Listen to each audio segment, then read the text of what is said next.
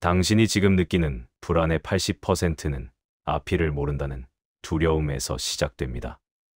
내일 회사에서 무슨 일이 일어날지, 이 관계가 어떻게 변할지, 내 선택이 정말 옳은 건지.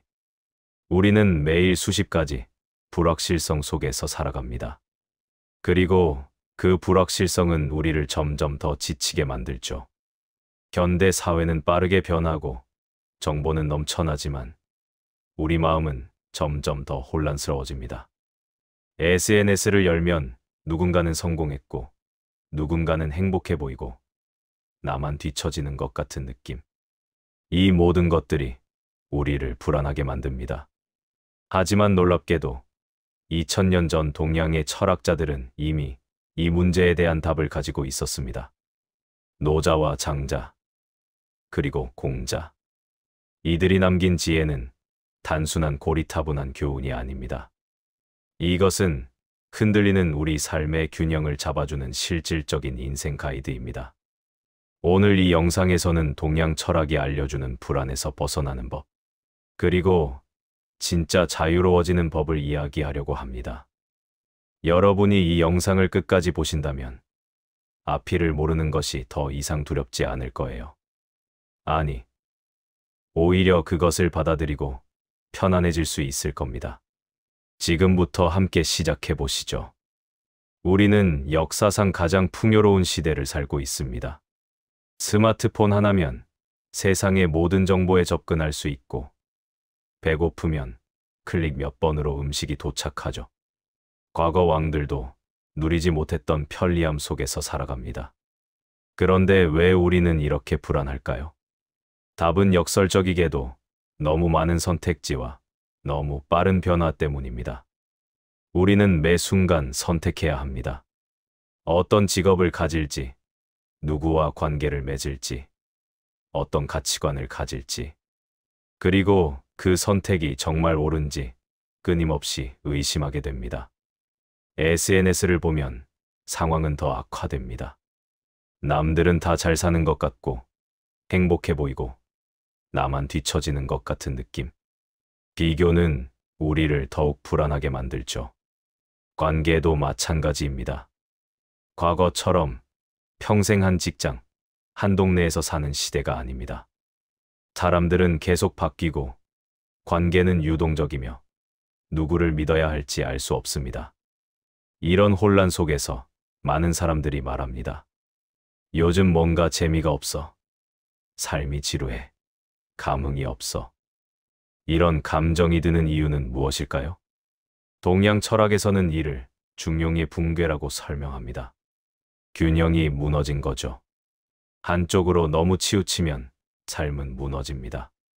너무 열심히 일만 하면 번아웃이 오고, 너무 놀기만 하면 공허해집니다. 너무 많이 생각하면 불안해지고, 아무 생각 없이 살면 방향을 잃습니다. 그렇다면 어떻게 해야 할까요? 공자는 말합니다. 질서를 잡으세요. 장자는 말합니다. 불안을 내려놓으세요.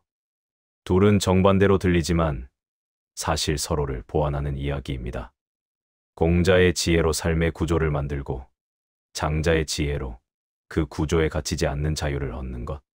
이것이 바로 동양 철학이 알려주는 균형의 기술입니다. 이제 본격적으로 우리 불안의 핵심으로 들어가 보겠습니다. 질문 하나 드릴게요. 당신은 무엇이 가장 두렵습니까? 죽음, 사랑하는 사람을 잃는 것, 실패, 가난. 대부분의 사람들이 이런 것들을 두려워합니다. 하지만 장자는 놀라운 통찰을 던집니다. 당신이 진짜 두려워하는 건 그 사건 자체가 아니라 앞일을 알 수 없다는 사실 그 자체입니다. 무슨 말일까요? 예를 들어볼게요. 당신이 내일 죽는다는 걸 정확히 안다면 어떨까요? 처음엔 충격적이겠지만 시간이 지나면 그 사실을 받아들이고 마지막 날을 준비할 겁니다. 사랑하는 사람들에게 작별 인사를 하고 싶었던 일을 하고 평화롭게 마무리할 수 있죠. 하지만 우리는 언제 죽을지 모릅니다. 그 모름 때문에 두렵습니다. 사랑하는 사람을 잃는 것도 마찬가지입니다. 만약 정확히 언제, 어떻게 잃을지 안다면 그 전까지 최선을 다해 사랑하고 준비할 수 있습니다. 하지만 우리는 모릅니다. 언제 이별이 올지, 어떤 식으로 관계가 끝날지. 그 불확실성이 우리를 괴롭힙니다.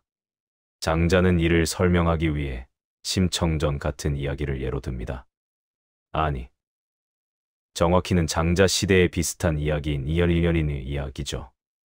어느 마을에 아름다운 여인이 있었습니다. 어느 날 강한 군주가 그녀를 보고 아내로 삼기 위해 데려갔습니다. 여인은 울고 불며 슬퍼했습니다. 하지만 궁에 도착해서 좋은 음식을 먹고 좋은 옷을 입고 편안한 침대에서 자게 되자 여인은 생각했습니다. 내가 왜 그렇게 울었을까? 그녀가 두려워했던 건 실제로 무슨 일이 벌어질지 몰랐기 때문입니다. 만약 처음부터 좋은 대접을 받을 것을 알았다면 울지 않았을 겁니다. 물론 이 이야기는 여성을 대상화하는 시대적 한계가 있지만 장자가 말하고자 하는 핵심은 명확합니다. 우리는 알 수 없는 미래를 두려워한다. 그렇다면 해결책은 무엇일까요? 미래를 알 수 있게 되는 것, 점을 보는 것? 아닙니다. 장자는 이렇게 말합니다. 모른다는 사실을 인정하는 것. 그것이 진짜 지혜다. 이를 무지의 지즈라고 부릅니다. 내가 모른다는 것을 아는 것. 소크라테스의 무지의 지와 비슷하지만 장자는 한 발 더 나아갑니다. 알 수 없는 것을 억지로 알려고 하면 오히려 더 불행해진다. 우리는 끊임없이 미래를 예측하려고 합니다. 이 선택이 옳은지, 저 사람이 나를 배신하지 않을지, 이 투자가 성공할지. 하지만 알 수 없습니다. 그리고 알려고 하면 할수록 불안은 커집니다. 장자는 이렇게 조언합니다. 내일 비가 올지 안 올지 모르듯이 앞일도 모르는 게 당연하다.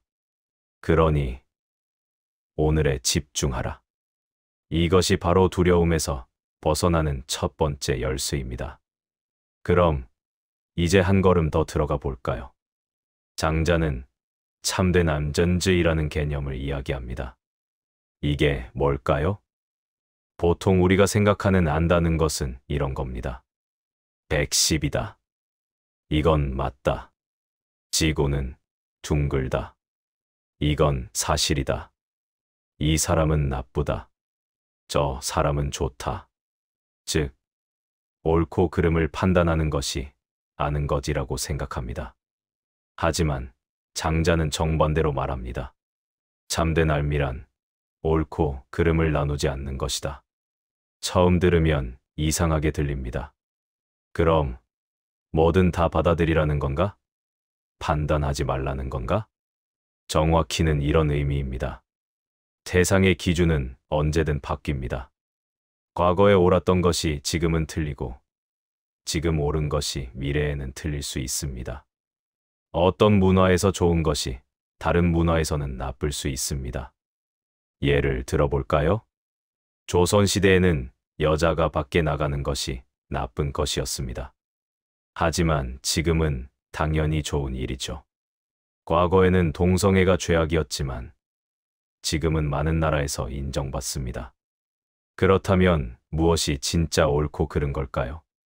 장자는 말합니다. 절대적인 옳고 그름은 없다. 모든 판단은 상대적이고 맥락에 따라 달라진다. 그래서 장자는 이렇게 구분합니다. 정답을 찾으려는 삶 비 새답을 찾는 삶.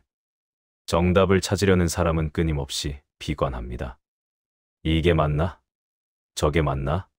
확신할 수 없으니까요. 세상에는 절대적인 정답이 없으니까요. 하지만 해답을 찾는 사람은 자유롭습니다. 지금 이 상황에서 나에게 맞는 선택은 뭘까? 이렇게 접근하면 훨씬 편안해집니다. 예를 들어볼게요.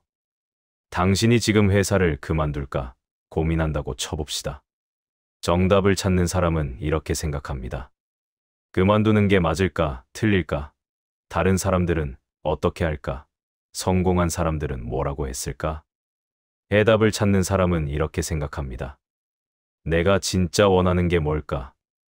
지금 내 상황에서 가장 나은 선택은 뭘까? 내 가치관에 맞는 방향은 뭘까? 차이가 보이시나요?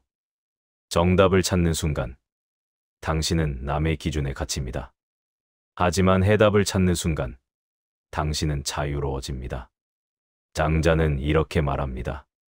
억지로 판단할수록 분노와 슬픔과 교만이 생긴다. 생각해 보세요. 우리가 화가 날 때는 언제인가요? 대부분 이건 틀렸어. 저 사람은 나빠 라고 판단할 때입니다. 슬플 때는요? 내 선택이 틀렸어. 나는 실패자야 라고 판단할 때입니다. 교만할 때는요? 나는 옳아. 내가 더 잘났어 라고 판단할 때입니다. 모든 부정적인 감정은 판단에서 시작됩니다. 그렇다면 어떻게 해야 할까요? 장자는 말합니다. 관찰하되 판단하지 마라. 이해하되 정해 내리지 마라. 이것이 바로 참된 삶입니다. 자, 그럼 이제 장자와는 조금 다른 관점을 제시하는 공자 이야기를 해볼게요. 어느 날, 공자의 제자 자공이 물었습니다. 선생님, 가난해도 아첨하지 않고 부유해도 교만하지 않은 사람은 어떻습니까? 좋은 질문입니다. 우리는 흔히 이런 사람이 훌륭하다고 생각하죠. 가난해도 비굴하지 않고 부자여도 거만하지 않은 사람. 멋있지 않나요? 그런데 공자는 이렇게 답합니다. 나쁘지 않다. 하지만 가난해도 낭뢰를 잃지 않고 부유해도 예리를 지키는 사람보다는 못하다. 자공은 아마 고개를 갸웃했을 겁니다. 무슨 차이지? 공자가 말하는 낭뢰은 단순한 즐거움이 아닙니다. 이건 편안함, 자기 처지에 만족하는 마음을 의미합니다. 예리도 단순한 예절이 아닙니다. 이건 남을 함부로 판단하지 않는 태도, 존중을 의미합니다. 차이를 설명할게요. 가난해도 아첨하지 않는다는 건 사실 여전히 가난을 불편해하는 겁니다. 비굴하진 않지만 속으로는 빨리 벗어나고 싶다고 생각하는 거죠. 하지만 가난해도 낙을 잃지 않는다는 건 가난 자체를 편안히 받아들이는 겁니다. 지금 이 상황도 괜찮아. 내 삶이야. 마찬가지로 부유해도 교만하지 않는다는 건 여전히 우월감을 느끼되 표현만 안 하는 겁니다. 속으로는 나는 성공했어 라고 생각하는 거죠. 하지만 부유해도 얘를 지킨다는 건 애초에 우월감이 없는 겁니다. 나도 그냥 사람이고 상대도 그냥 사람이야. 돈이 뭐 대수야? 공자는 제자 안회를 예로 듭니다. 안회는 공자의 제자 중 가장 가난했습니다. 대나무 그릇에 밥을 담아 먹고 바가지로 물을 떠마셨습니다. 다른 사람들은 그 궁핍함을 견디지 못했지만 안회는 항상 평온했습니다. 공자는 말합니다. 어질다 안회여. 한 그릇 밥, 한 바가지 물로도 즐거움을 잃지 않는구나. 여기서 중요한 건 안회가 가난을 참고 견딘 게 아니라는 겁니다. 그는 진짜로 편안했습니다. 왜냐하면 그는 자신의 처지를 틀린 것으로 판단하지 않았기 때문입니다. 우리는 흔히 이렇게 생각합니다. 가난은 나쁜 거야. 부자가 되어야 해. 실패는 틀린 거야. 성공해야 해. 하지만 공자는 말합니다. 처지 자체는 좋고 나쁜 게 아니다. 중요한 건 그 처지를 대하는 내 마음이다. 그리고 예리에 대해서도 마찬가지입니다. 예란 단순히 안녕하세요 인사하고 문 열어주고 정중하게 말하는 게 아닙니다.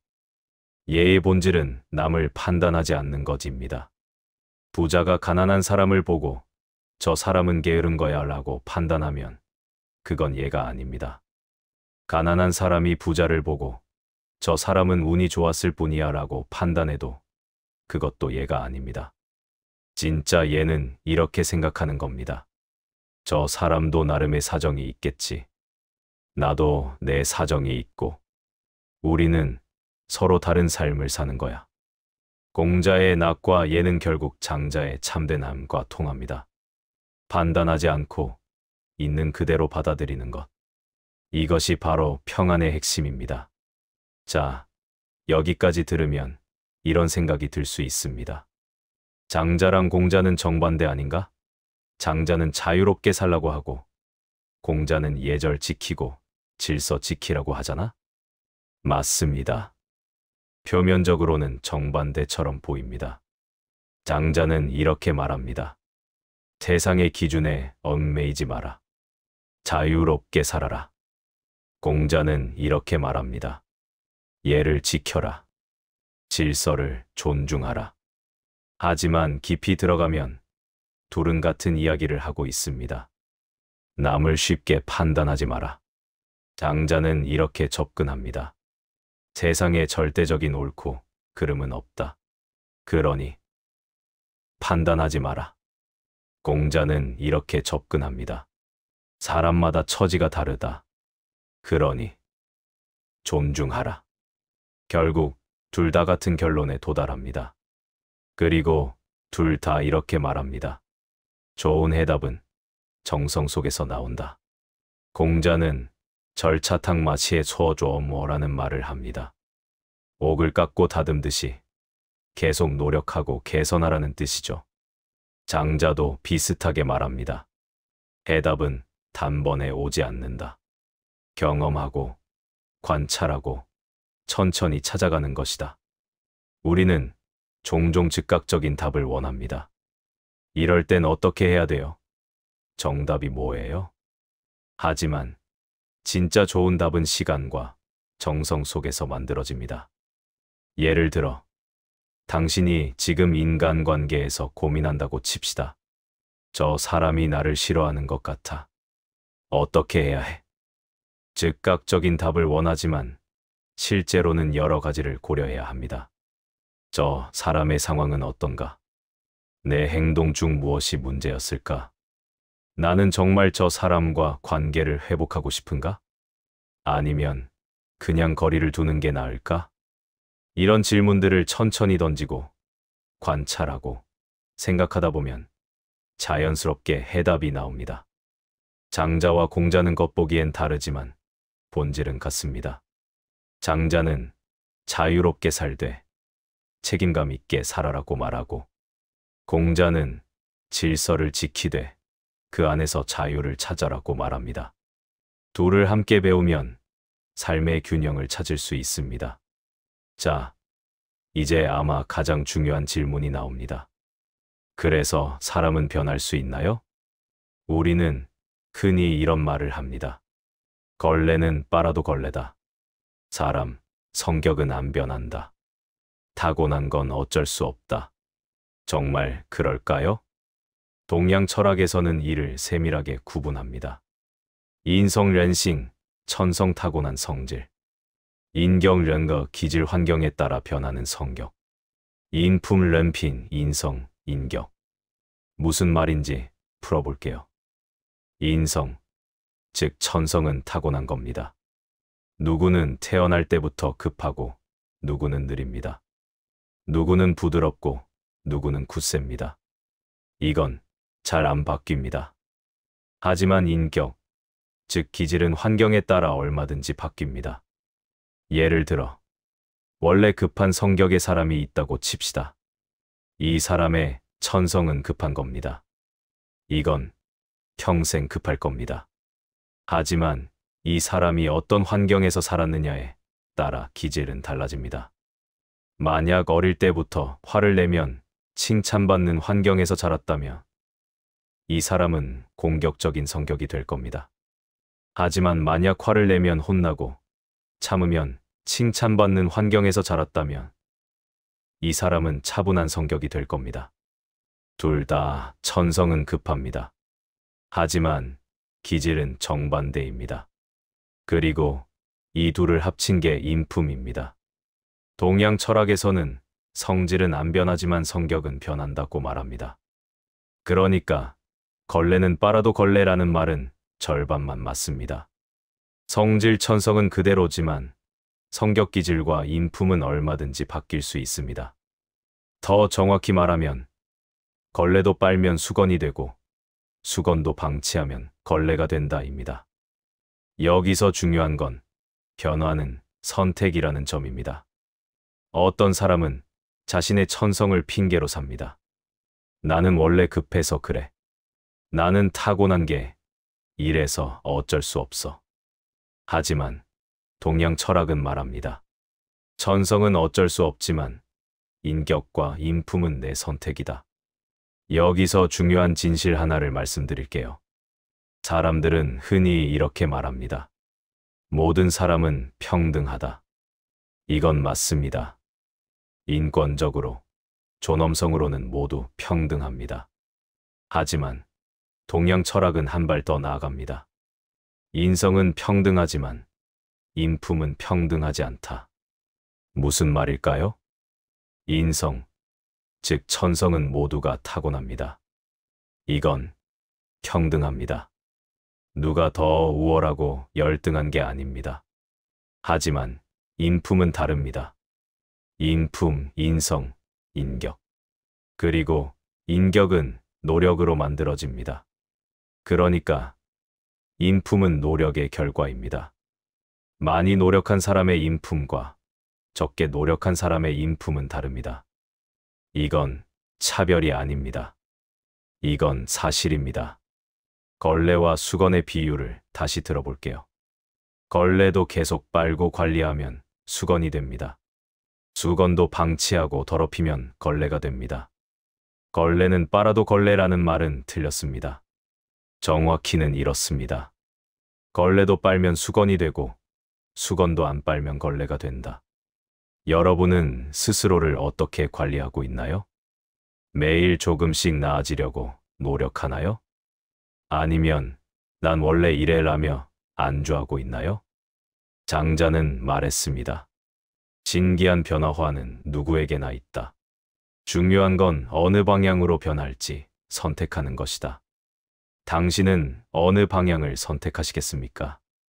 마지막으로 실생활에 적용할 수 있는 지혜 하나를 나눠볼게요. 정문일 침정웬 이전이라는 말이 있습니다. 좋은 약은 입에 쓰지만 병을 낫게 하고 충고는 귀에 거슬리지만 행실을 이롭게 한다. 우리는 흔히 충고를 좋은 것이라고 생각합니다. 실제로 좋은 충고는 사람을 성장시킵니다. 하지만 동시에 충고는 위험합니다. 왜냐하면 충고는 기본적으로 이런 전제를 깔고 있기 때문입니다. 나는 맞고 너는 틀렸다. 장자와 공자가 그토록 경계했던 판단이 바로 여기 숨어 있습니다. 그래서 충고는 양날의 검입니다. 잘하면 상대를 돕지만 잘못하면 관계를 망칩니다. 그렇다면 어떻게 해야 할까요? 공자는 이렇게 말합니다. 충고는 은밀하고 조심스럽게 해야 한다. 왜 은밀해야 할까요? 공개적인 충고는 상대의 자존심을 상하게 하기 때문입니다. 사람들 앞에서 너 그거 틀렸어 라고 말하면 상대는 방어적이 됩니다. 왜 조심스러워야 할까요? 충고는 상대가 받아들일 준비가 되었을 때만 효과가 있기 때문입니다. 강요하면 반발만 일으킵니다. 그리고 가장 중요한 건 충고하기 전에 내가 정말 옳은지 먼저 의심하라. 장자의 가르침을 기억하세요. 절대적인 옳고 그름은 없습니다. 당신이 옳다고 생각하는 것도 다른 관점에서는 틀릴 수 있습니다. 그러니 충고는 신중해야 합니다. 내가 보기엔 이렇게 보이는데 내 생각은 어때? 혹시 이런 방법도 생각해봤어? 이렇게 제안하는 형식이 훨씬 좋습니다. 반대로 충고를 받는 입장에서는 어떻게 해야 할까요? 공자는 말합니다. 쓴 약을 삼킬 줄 알아야 한다. 충고가 귀에 거슬리더라도 일단 들어보세요. 저 사람은 나를 공격하려는 게 아니라 돕고 싶어서 하는 말일 수도 있다. 물론 모든 충고가 다 옳은 건 아닙니다. 하지만 일단 경청하고 판단은 나중에 해도 됩니다. 장자와 공자의 지혜를 합치면 이렇습니다. 충고할 때는 겸손하게, 충고받을 때는 열린 마음으로. 이것이 바로 관계를 지키면서도 성장하는 방법입니다. 자, 이제 처음으로 돌아가 볼까요? 우리는 왜 불안할까요? 앞일을 모르기 때문입니다. 그렇다면 어떻게 해야 할까요? 1점 모른다는 사실을 인정하라. 장자의 가르침. 미래를 알 수 없는 건 당연합니다. 억지로 알려고 하지 마세요. 오늘에 집중하세요. 2점 판단하지 말고 관찰하라. 장자의 가르침. 옳고 그름을 나누려고 하지 마세요. 정답이 아니라 해답을 찾으세요. 3점 자신의 처지를 편안히 받아들여라. 공자의 가르침. 가난하든 부유하든 성공하든 실패하든 그 자체는 좋고 나쁜 게 아닙니다. 중요한 건 그것을 대하는 당신의 마음입니다. 4점 남을 존중하고 판단하지 마라. 공자의 가르침. 우월감도 열등감도 내려놓으세요. 사람은 그저 사람입니다. 5점 매일 조금씩 새로워져라. 탕임금의 가르침. 어제의 나보다 나아지려고 노력하세요. 작은 변화도 괜찮습니다. 6점 변화를 두려워하지 마라. 장자의 가르침. 변화는 자연스러운 겁니다. 방향만 잘 선택하세요. 7점 인품은 노력으로 만들어진다는 걸 기억하라. 타고난 건 어쩔 수 없지만 만들어지는 건 당신의 선택입니다. 2000년 전 동양의 철학자들은 이미 알고 있었습니다. 불안은 미래를 알 수 없어서가 아니라 알 수 없는 것을 받아들이지 못해서 생긴다고. 오늘 이 영상을 보신 여러분이 조금이나마 더 편안해지셨으면 좋겠습니다. 앞일을 몰라도 괜찮습니다. 완벽하지 않아도 괜찮습니다. 지금 이 순간 당신은 충분합니다. 그리고 매일 조금씩 나아지고 있다면 그것으로 충분합니다. 여러분, 오늘도 고생 많으셨습니다.